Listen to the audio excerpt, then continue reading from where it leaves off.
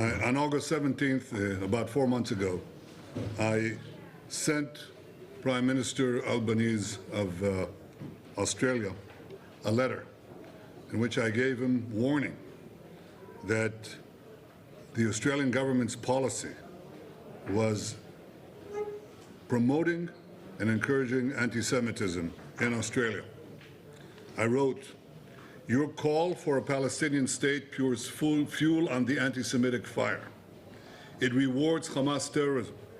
It emboldens those who menace Australian Jews and encourages the Jew hatred now stalking your streets. Anti-Semitism is a cancer.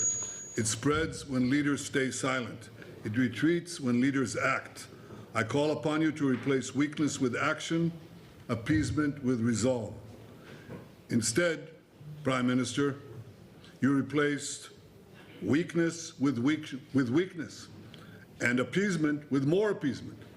Your government did nothing to stop the spread of anti-Semitism in Australia. You did nothing to curb the cancer cells that were growing inside your country. You took no action. You let the disease spread. And the result is the horrific attacks on Jews we saw today. We saw an action of a brave man, turns out a Muslim brave man, and I salute him, that stopped one of these terrorists from killing innocent Jews. But it requires the action of your government, which you're not taking. And you have to, because history will not forgive hesitation and weakness. It will honor action and strength. That's what Israel expects of each of your governments in the West and elsewhere, because the disease spreads and it will consume you as well. But we are worrying right now about our people, our safety, and we do not remain silent. We fight those who try to annihilate us. They're not only trying to annihilate us, they attack us because they attack the West. In Syria, we saw yesterday 2 American soldiers killed and 1 American interpreter killed as well, killed because they represent our common culture. Now, as a result of this, Secretary of War Pete Hegseth said the following. He said, "Let it be known that if you target Americans anywhere in the world, you will spend the rest of your brief, anxious life knowing the United States will hunt you, find you, and ruthlessly kill you."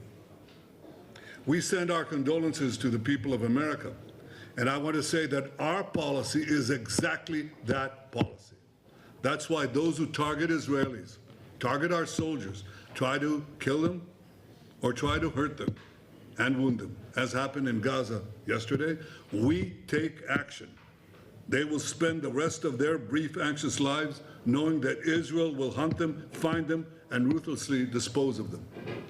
That is American policy. This is Israel's policy. It's our policy in Gaza, in Lebanon, anywhere around us.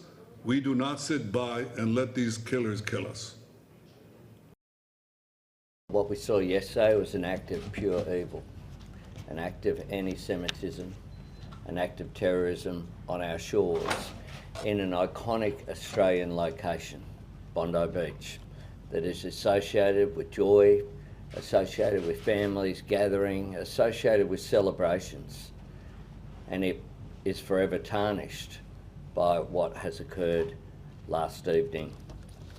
This was an attack deliberately targeted at the Jewish community on the first day of Hanukkah, which of course should be a joyous celebration, and the Jewish community are hurting today.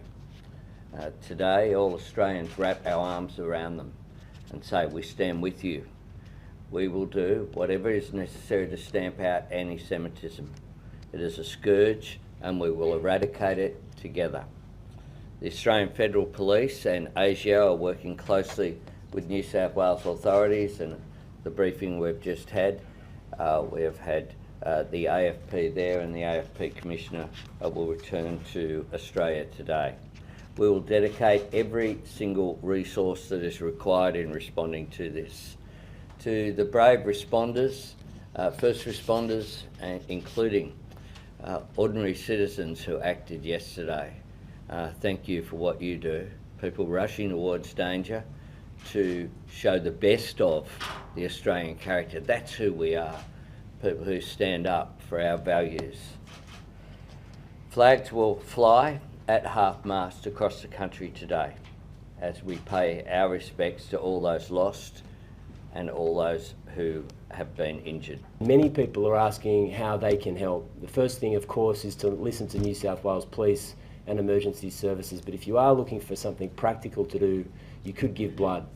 We saw extraordinary scenes from New South Wales public hospitals last night. Emergency departments, at the drop of a hat, were in the process of saving scores of lives. They did an incredible job, but they need your help.